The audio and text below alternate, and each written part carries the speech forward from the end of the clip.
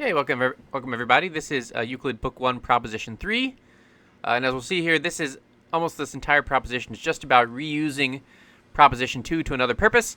The letters in my diagram here are not going to quite match the letters in the Heath book, but I think you'll still be able to follow along well enough for your drawing. You can tweak things as you'd like.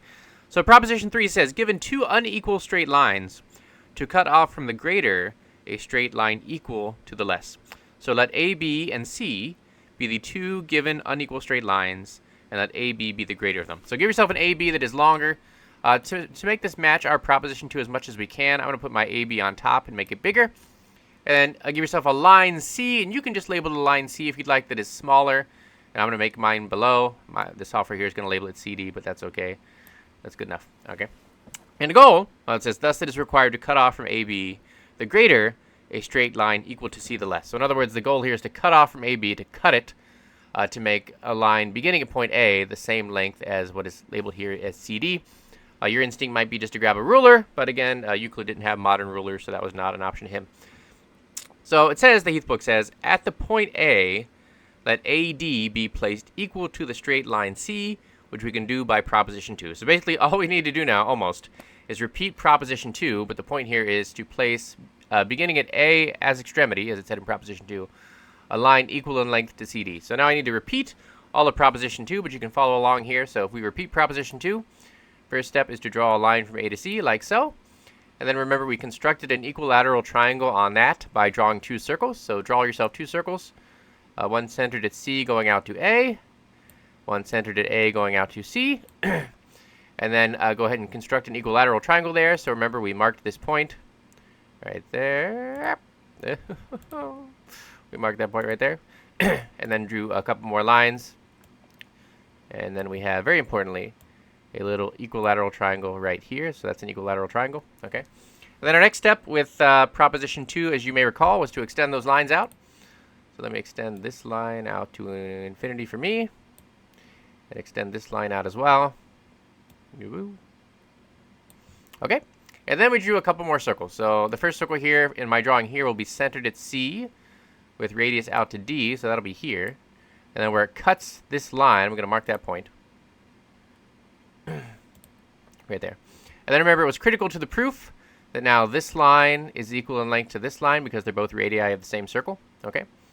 And then draw one more circle. In my drawing here, this will be centered at E going out to F. There we go. And then you got to kind of watch here. But where that cut the other line, which would be right here, we mark that point as well.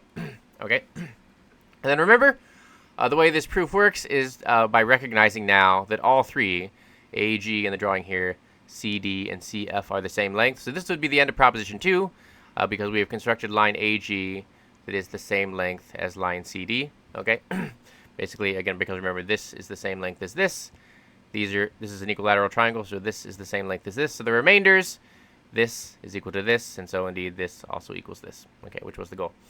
So that's proposition 2. And now to finish proposition 3, Heath says, now once you're done with all that, and with center A and distance AD, let the circle DEF be described. So in other words, the last step here is, now that I've got this line right here, draw yourself one more circle. It'll be centered here, and going out to here. You want to mark the point where that crossed right there.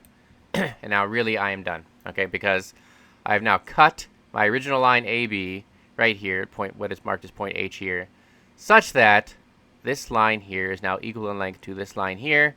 And we know that because we already proved that this was equal to this. But now since this and this are both radii of the same circle, the very small circle here, it must also be true that this is equal to this, and we're done.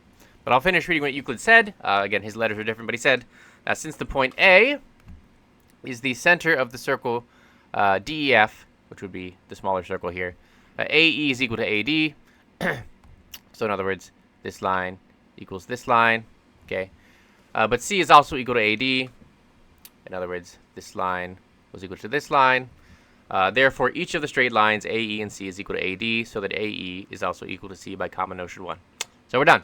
Therefore, given the two straight lines AB and C, from AB the greater, AE has been cut off equal to C the less, being what it was required to do.